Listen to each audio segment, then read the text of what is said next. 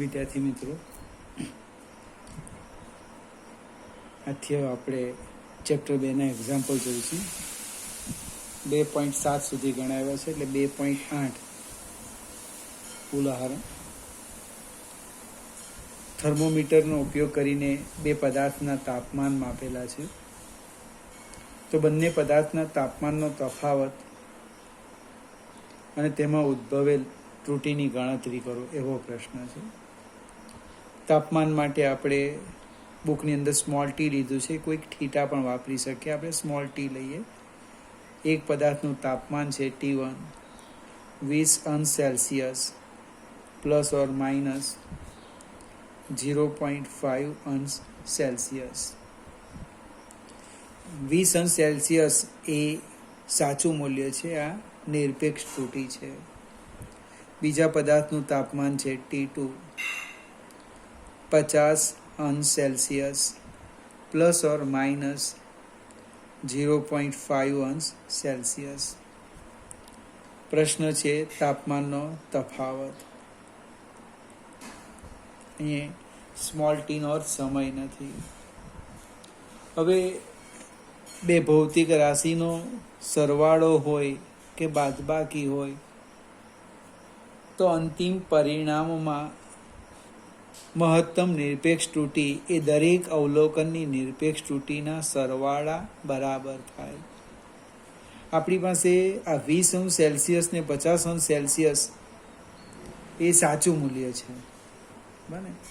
એટલે સાચા મૂલ્યની વાત કરીએ અથવા સરેરાશ મૂલ્યની, જે લખવું હોય તે સાચું મૂલ્ય અથવા સરેરાશ મૂલ્ય, એને ધારો કે હું T ડેશ કહી દઉં, તો કે T2 માઇનસ T1 12 લખવું જોઈએ તો, એટલે 50 માઇનસ 20 30 અંશ સેલ્સિયસ. હવે નિરપેક્ષ ત્રુટિ લખવાના. નિરપેક્ષ ત્રુટિ એ દરેક અવલોકનની નિરપેક્ષ ત્રુટિનો સરવાળો, એટલે delta T1 plus delta T2. Delta T1 એટલે કેટલા? 0.5. ડેલ્ટા T2 એટલે કેટલા? 0.5. કિંમત મૂકી દઈએ અહીંયા. 0.5 વત્તા 0.5 બરાબર 1 અંશ સેલ્સિયસ. એટલે આપણું અવલોકન થશે અને તફાવત ડેલ્ટા T બરાબર T dash plus or minus delta T dash, એટલે T ડેશ 30 વત્તા ઓછા 1 અંશ સેલ્સિયસ. સરવાળો હોતે તો અહીંયા વત્તા લખતે, તો 50 વત્તા 20 70 થાય, તો અહીં 70 આવતે. નિરપેક્ષ ત્રુટિ કેટલી આવતે? 1 અંશ સેલ્સિયસ. ફરીથી સરવાળો કે બાદબાકી કરવામાં આવે તો અંતિમ પરિણામમાં ઉદ્ભવતી નિરપેક્ષ ત્રુટિ એ દરેક અવલોકનની નિરપેક્ષ ત્રુટિના સરવાળા બરાબર થાય છે. સરવાળા બાદબાકી માટે યાદ રાખવાનું નિરપેક્ષ અને ગુણાકાર ભાગાકાર માટે સાપેક્ષ. 2.9મો એક્ઝામ્પલ જોઈએ. 2.9 એમાં અવરોધના બે છેડા વચ્ચેનો વોલ્ટેજ આપેલો છે 100 પ્લસ ઓર માઇનસ 5 વોલ્ટ. આનો અર્થ શું થાય? 100 એ વોલ્ટેજનું સાચું મૂલ્ય અને પ્લસ ઓર માઇનસ 5 એ એનું નિરપેક્ષ મૂલ્ય. એ જ પ્રમાણે I પણ આપેલા છે 10 વત્તા ઓછા 0.2 એમ્પિયર. આપણે અહીંયા લખી દઈએ કે વોલ્ટેજનું સાચું મૂલ્ય કેટલું, તો કે V બાર, અને V બાર લખાય છે V બાર બરાબર 100 વોલ્ટ. નિરપેક્ષ મૂલ્ય કેટલું? નિરપેક્ષ ત્રુટિ તો કે 5 વોલ્ટ. સેમ પ્રવાહમાં લખો, પ્રવાહનું સાચું મૂલ્ય I બાર 10 એમ્પિયર, નિરપેક્ષ ત્રુટી ડેલ્ટા I 0.2 એમ્પિયર. તો અવરોધમાં પ્રતિશત ત્રુટી શોધવાની છે. પ્રેક્ટિસ માટે આપ્યો છે દાખલો. અવરોધ એટલે ઓહમના નિયમ પર જવું પડશે આપણે. 10મા ધોરણમાં આવી ગયું હતું. V બરાબર IR, એટલે કે R બરાબર V ભાગ્યા I. હવે અહીંયા V અને I એ ભાગાકારમાં છે, એટલે અહીંયા આવશે સાપેક્ષ ત્રુટી. પહેલું આપણું સ્ટેપ સાપેક્ષ ત્રુટી. તો કે ડેલ્ટા R બાય R બરાબર delta V by V plus delta I by I. ભાગાકાર હોય કે ગુણાકાર હોય, અને સાપેક્ષ ત્રુટીમાં શું થાય? સરવાળો થાય, સરવાળો. આ બધી જ કિંમત આપણે અહીંયા જે ખબર છે તે બધી મૂકી દઈએ. ડેલ્ટા V છે 5 ભાગ્યા 100 પ્લસ 0.2 ભાગ્યા 10, એટલે 0.05 વત્તા 0.02, એટલે સાપેક્ષ ત્રુટી અવરોધની delta R by R equal to 0.07 આવવાનું. સાપેક્ષ અને પ્રતિશત ત્રુટીનો એકમ નહીં આવે, યાદ રાખવાનું. હવે પ્રતિશત ત્રુટી એટલે સાપેક્ષ ત્રુટી ગુણ્યા 100. સાપેક્ષ ત્રુટી ગુણ્યા 100. સાપેક્ષ ત્રુટી છે આપણી પાસે કેટલી છે? 0.07 ગુણ્યા 100, એટલે 7%. ગણતરી કરતી વખત આપણને એવું લાગે કે 2-3 મિનિટ નીકળી ગઈ. તમે ચોપડીમાં જો તો ખ્યાલ આવશે. પ્રેક્ટિસ કરો તો લગભગ 25-30 સેકન્ડનું જ કામ, મોડે થઈ જાય. 5 ભાગ્યા 100 ગુણ્યા 100 એટલે 5 આવશે. 0.2 ભાગ્યા 10 ગુણ્યા 100 એટલે 2 આવશે. 5 ને 2 7%. પણ એના માટે આપણે મહેનત કરવી પડે. બીજું એક્ઝામ્પલ છે.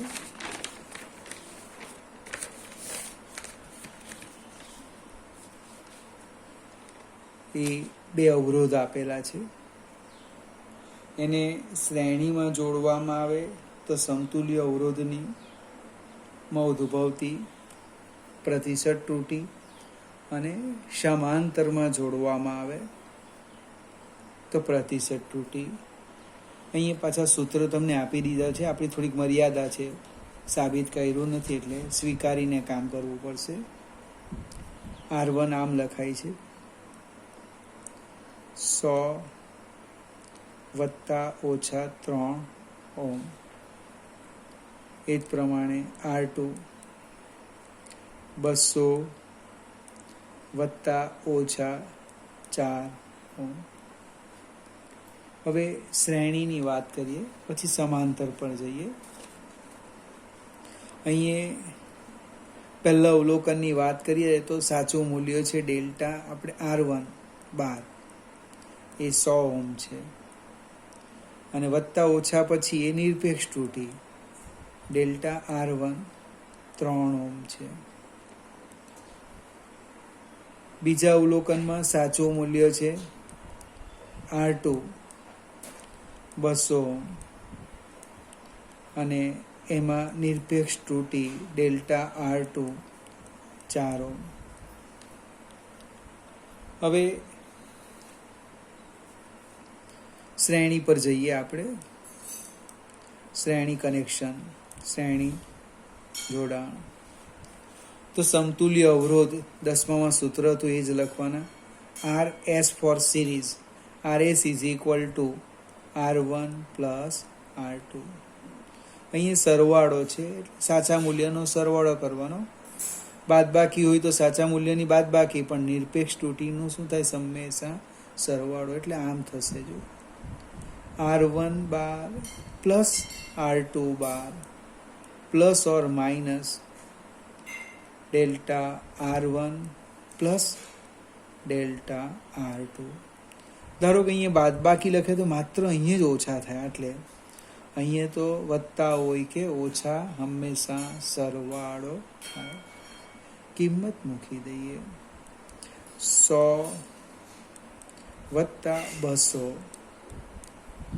પ્લસ ઓર માઇનસ નિરપેક્ષ ત્રુટિ 3 વત્તા 4, એટલે જવાબ આવે 300 વત્તા ઓછા 7 ઓમ. આ શ્રેણીની વાત કરી. સમાંતરમાં જઈએ. સમાંતર થોડું ટફ છે.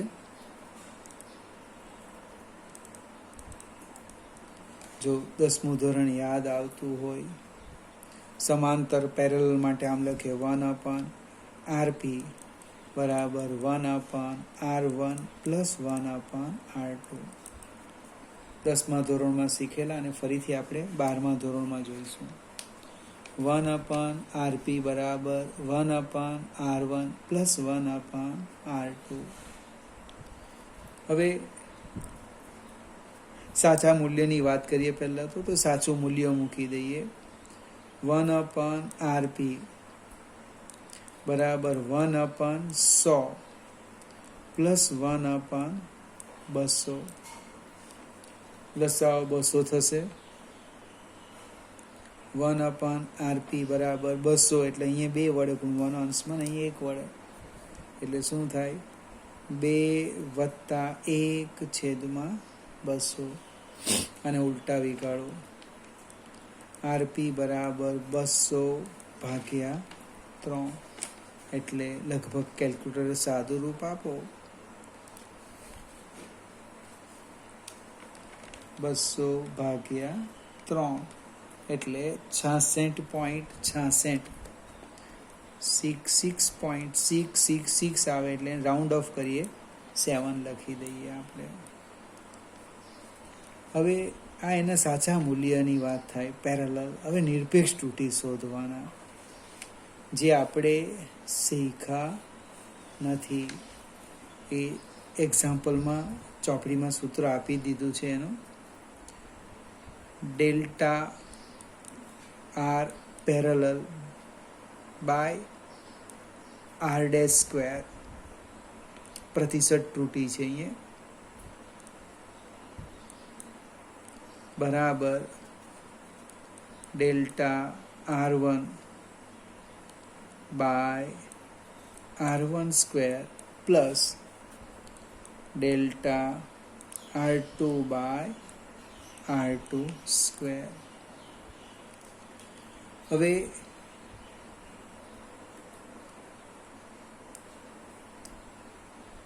સેજ આપણે આગળ જઈએ અને હાલમાં અહીંયા જ રવા દઈએ, પછી કિંમત મૂકીશું આપણે. ડેલ્ટા R1 આપણે લખ્યા છે. ડેલ્ટા R1 એટલે પહેલા અવલોકનની નિરપેક્ષ ત્રુટિ 3, અને સાચું મૂલ્ય એનું છે 100, એટલે 3/100 વર્ગ વત્તા ડેલ્ટા R2 4/200 વર્ગ, એટલે ડેલ્ટા RP પેરેલલ અને 3, અને આપણે આમ લખી દઈએ 100 વર્ગ એટલે 10 વર્ગ એટલે 10 થશે. અને 3/10 અહીંયા આપણું RP સ્ક્વેર તો રવા દઈએ, પેરેલલ માટે સ્ક્વેર લખીશું, અથવા R ડેશ જે લખવું હોય તે, પ્લસ 4 ડિવાઈડ બાય 4 ઇન્ટુ 10⁴. 200 વર્ગ એટલે 2 વર્ગ 4, ને 2 મીંડા છે ને એટલે 4 લખ્યા.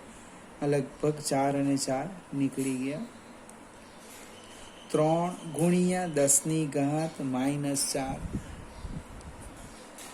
10⁻⁴ છેદમાં છે, ઉપર જાય એટલે માઇનસ થાય, પ્લસ 10⁻⁴. સાદુરૂપ આપો એટલે 4 × 10⁻⁴. એટલે નિરપેક્ષ ત્રુટિ આવશે જો ડેલ્ટા આરપી બરાબર RP square into 4 × 10⁻⁴. RP square એટલે કેટલા? 6.67 નો વર્ગ ગુણ્યા 4 ગુણ્યા 10⁻⁻⁴. ફરીથી એકવાર સ્ટેપ સમજાવો. સમાંતરમાં આ 10મા ધોરણનું સૂત્ર લખ્યું, 1/RP એટલે P ફોર પેરેલલ, અથવા તો કેટલાક મિત્રો EQ લખે, ઇક્વલન્ટ, સમતુલ્ય, 1/R1 + 1/R2. સાદુરૂપ આપો એટલે સમતુલ્ય અવરોધ, સાચું મૂલ્ય આવી ગયું. હવે આપણે અંતિમ પરિણામમાં નિરપેક્ષ ત્રુટિ લખવાના. તે માટે અહીં આપણે સૂત્ર એ લોકો આપી દીધું છે, સાપેક્ષ ત્રુટિ પણ નહીં કહેવાય, delta RP by RP square. અથવા ધારો કે તમે પી ન લખો હોય પેરેલલનો, તો ડેશ લખો, કારણ કે એક આર શ્રેણીમાં વપરાઈ ગયેલો છે, બરાબર delta R1 by R1 square plus delta R2 by R2 square. હવે આરપી એ આપણે હમણે શોધી કાઢ્યા, 66.67 R1 સાચું મૂલ્ય 100, ડેલ્ટા R1 નિરપેક્ષ 3, R2 સાચું મૂલ્ય 200, ડેલ્ટા R2 4. બધી જ કિંમત મૂકો અને સાદુરૂપ આપો. માર્ક્સ આના નથી, માર્ક્સ આ સમજૂતીના છે. તમે કેવી રીતે લખો, આ તો બધું વર્ક કેલ્ક્યુલેટર પર થશે. છતાં પણ કેટલાક મિત્રને આ 10⁻ પ્રોબ્લેમ આવે, તેનો જવાબ નહીં આવે તો એ 3માંથી 1 માર્ક્સ ગુમાવી દે. સેજ આપણે આગળ જઈએ. ફરીથી ધારો કે આમાં થોડી તકલીફ પડે, ચિંતા નહીં કરતા. ઘાત પર આધારિત એક એક્ઝામ્પલ છે, 2.11. કંઈક ઝેડ લખ્યું છે, આમ ઝેડ બરાબર a² a⁴ b⁻⁻⁴ c d⁻3/2. લગભગ જ્યારે મેં થિયરી શીખવી ત્યારે આવું એકાદ જાતે બનાવીને મોકલાવા કીધું હતું.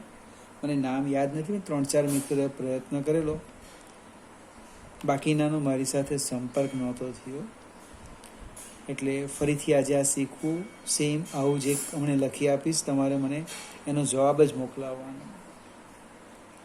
અહીંયા 3 પ્રક્રિયા છે. જો આ ગુણાકાર છે, આ ભાગાકાર છે અને ઘાત પણ છે.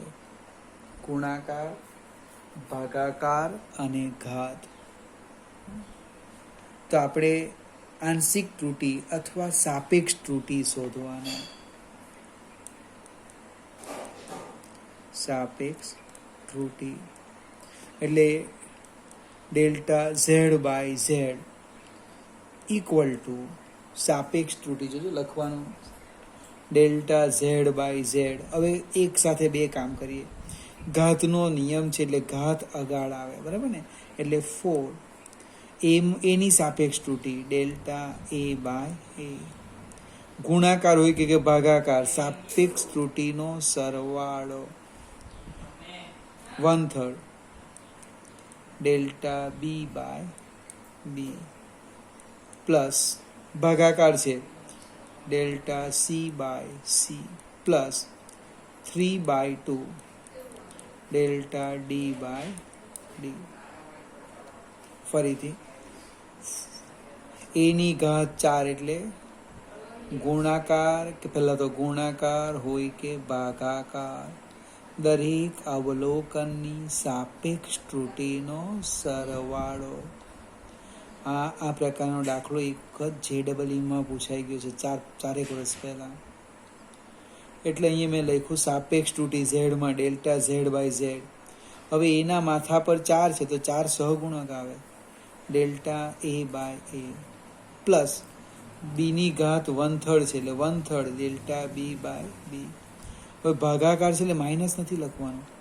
Plus delta C by C plus 3/2 delta D by. ધારો કે આ જ એક્ઝામ્પલ છે એને આપણે આ રીતે લખીએ.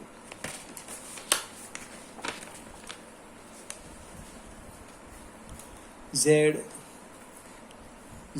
બરાબર a⁴ b⁻1/3 c⁻−1 d⁻3/2. તો આ જે ઘાત માઇનસ છે એટલે એને પહેલું સકામ છે આપણું સાદું રૂપ આપવાનું. a⁴ b⁻1/3 c⁻−1 છેદમાં જાય એટલે +1 થાય. d⁻3/2 છેદમાં જાય એટલે પ્લસ થાય. આ આપણો મેઇન એક્ઝામ્પલ આવી ગયો. એટલે પરીક્ષામાં ઘણી બધી સંભાવના છે. આવું એકાદ સૂત્ર તમને આપી દે અને સાપેક્ષ ત્રુટિ શોધવા કે એક આપણે તમારા માટે હું લખી દઉં અહીંયા બાજુમાં. એનો જવાબ મને તમારી અનુકૂળતાએ મોકલાવવાનો. y બરાબર a⁵2/3 √b અપાન c⁻2 d⁻3/2. તો સાપેક્ષ ત્રુટિ કેટલી બને આપણે ડેલ્ટા y બાય y ક્વેશ્ચનમાં. આ આપણું હોમવર્ક. અને આશા અથવા અપેક્ષા રાખો દરેક મિત્ર મને લખીને મોકલાવે. ચલો આપણે 12મો એક્ઝામ્પલ છે, ઉદાહરણ 12 સમજવાનું છે. આપણા માટે એકદમ નવું છે. સાદું લોલક છે. એમાં લોલકની લંબાઈ આપેલી છે. હવે જે લંબાઈ માપવાની છે એ માપપટ્ટી છે. એની લઘુત્તમ માપ શક્તિ આપી છે 1 મિલીમીટરની ચોકસાઈ. આવું લખ્યું છે. 1 mm ની ચોકસાઈ એટલે 1 mm સુધી કાળજી રાખે. એનો અર્થ કે 1 mm એની નિરપેક્ષ ત્રુટિ. કોની માપપટ્ટી વડે મપાતી ભૌતિક રાશિ. તો કે માપપટ્ટી એ લંબાઈ માપે એટલે લંબાઈની આ નિરપેક્ષ ત્રુટિ થઈ. અને એ ચોકસાઈ લખેલું છે. કોઈક લઘુત્તમ માપ શક્તિ લખે તો એ શું કહેવાય? સાધનની લઘુત્તમ માપ શક્તિ એ સાધન વડે મપાતી ભૌતિક રાશિની નિરપેક્ષ ત્રુટિ. હવે સાદા લોલકની લંબાઈ આપેલી છે કેટલી? તો કે 20 સેન્ટીમીટર.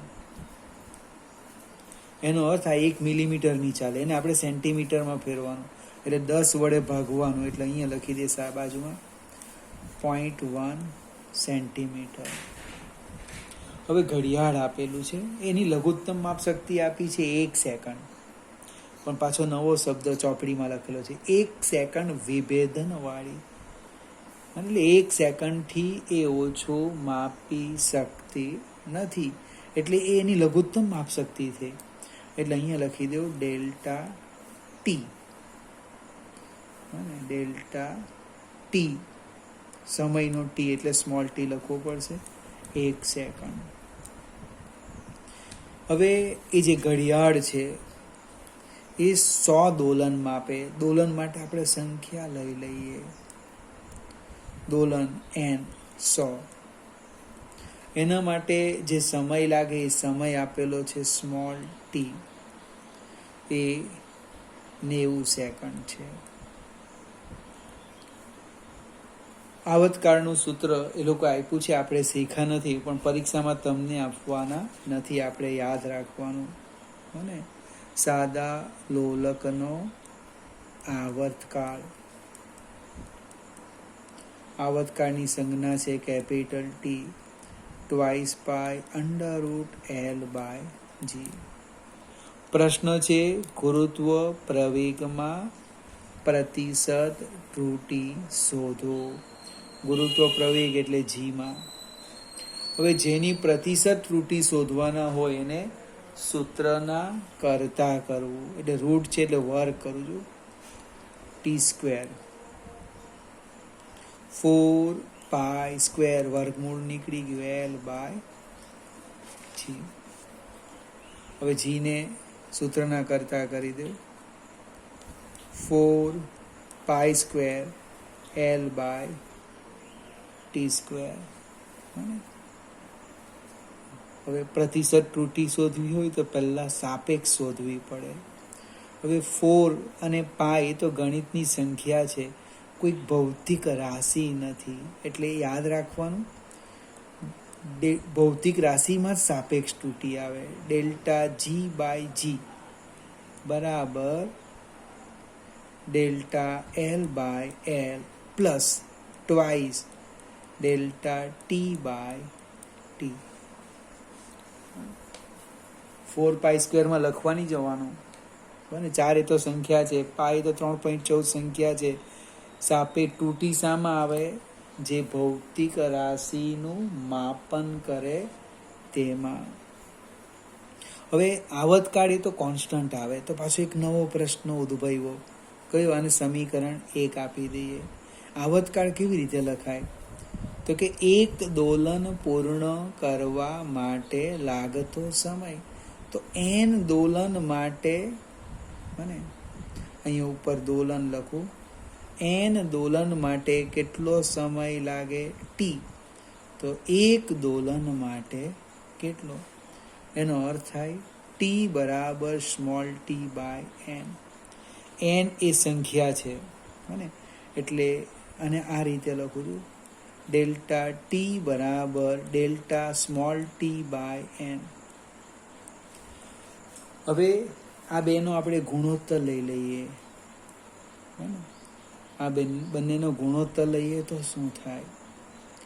ΔT/t બરાબર ΔT/n છેદમાં t/n. n નીકળી ગયા. કેટલા આવવાના? ΔT/t equal to Δt/t. ફરીથી કેપિટલ ટી એ આવતકાળની સંજ્ઞા છે, સ્મોલ ટી એ સમયની સંજ્ઞા છે. અને આપણે આજે લગભગ શરૂઆત કરીએ તાપમાન માટે પણ સ્મોલ ટી લીધો, કોઈક થીટા પણ લઈ લે. હવે આ જે કિંમત છે સમીકરણ 1 મૂકવાની. સમીકરણ 1 કયું છે? આર્યું. એની અંદર આપણે કિંમત મૂકી દઈએ. સમીકરણ 1